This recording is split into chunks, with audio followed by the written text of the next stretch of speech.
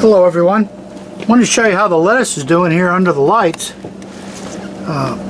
We're going to have to seriously start eating this because it's about 7-8 inches tall, and as you can see, it's just beautiful. There's some red sails and some green leaf and some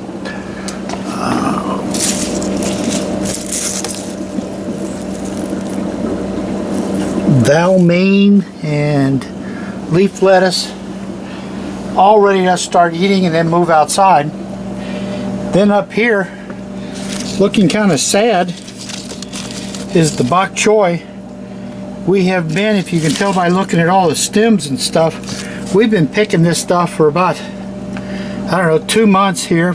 We put it in with the dog's food, and we put it in and we cook it up for us. And now these plants have pretty much telling me that there's no dirt left. They've consumed everything. I'm going to move them outside where they're going to have a whole new life. So I'll show you where they're going to go and how we're going to do it. I've pretty much cleared out this 4-foot by 6-foot bed, and I've put in a bunch of compost and some fertilizer, and I've let it sit for a couple of weeks, and you can see the weeds are starting to pop up.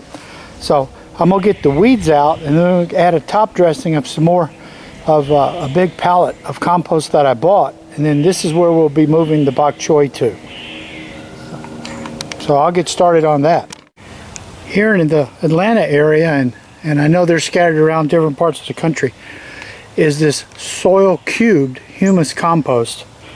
And you'll see them at the garden shows and the master gardener shows and some of the places where the local people sell their produce.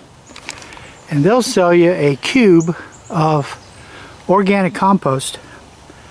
I imagine what it's made of depends on where you get it, but I'm going to open this one up and show you, and you're going to go, wow, that stuff is amazing.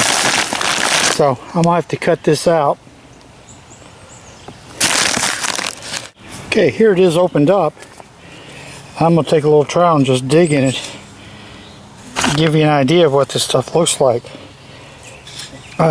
It's a little more finished than I wish it still had more matter in it, but it is just absolutely phenomenal stuff. So we're going to put a wheelbarrow full of this on top of that area back there for the Bok Choi, and it's going to be just really ready to go. Okay, I've dug the weeds out of here. Now I'm putting in some of this topsoil stuff. And you can see how incredible it is.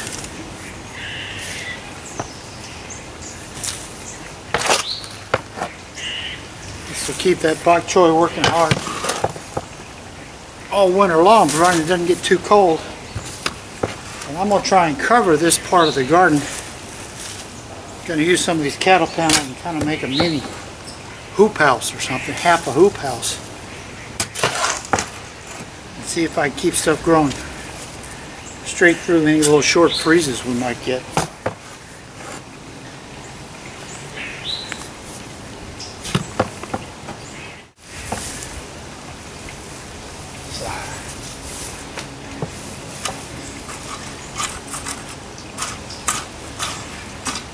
Kind of lightly mix this in. Bok Choi has not seemed to be a deep feeder to me. It seems to be pretty shallow. I don't see any, we never dig out any really deep roots. So.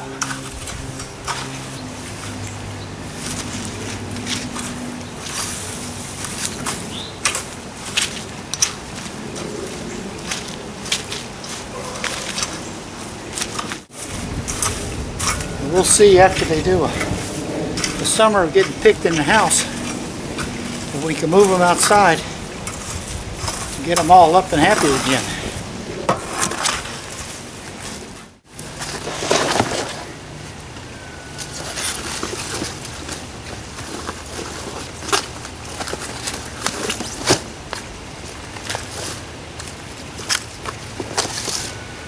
When I say we've been picking these, you can see how many of the stems we've been cutting off, so they've kind of had a hard life right off the bat getting picked this much. If you remember my earlier videos, these plants were started in those little 1-inch square soil blocks. Cannot recommend those enough.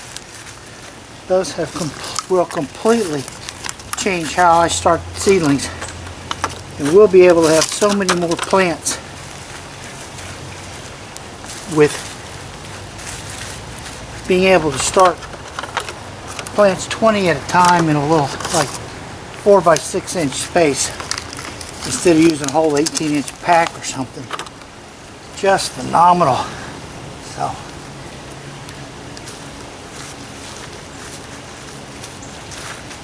it's probably in the 60s right now. The reason I'm putting these out is because we've kind of moved into the time period where it's 50s in the morning, 70s in the daytime. There'll probably still be some more hot days, but they won't be too many of them. So I think these guys will be able to make it.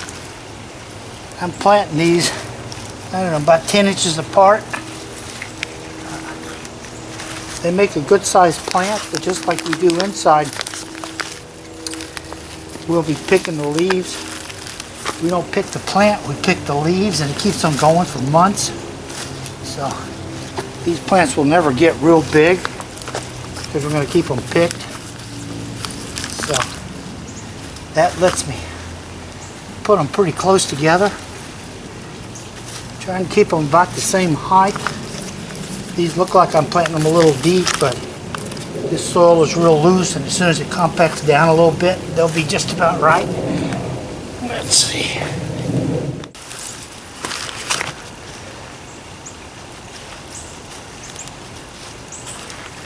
Well, we had a lot of plants in this small space.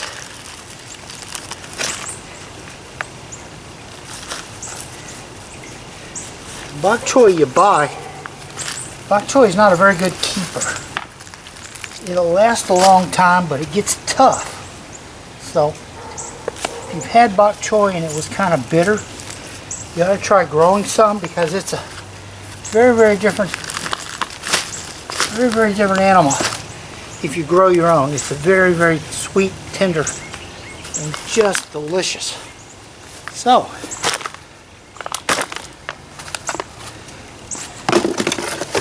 there we are. 1, 2, 3, 4, 8, 12, 16, 17 bok choy plants. If they all make it, that'll be more bok choy than we can possibly eat, and we eat a lot of bok choy in the wintertime. So that's how you move things from inside to outside in the fall. Thank you for watching.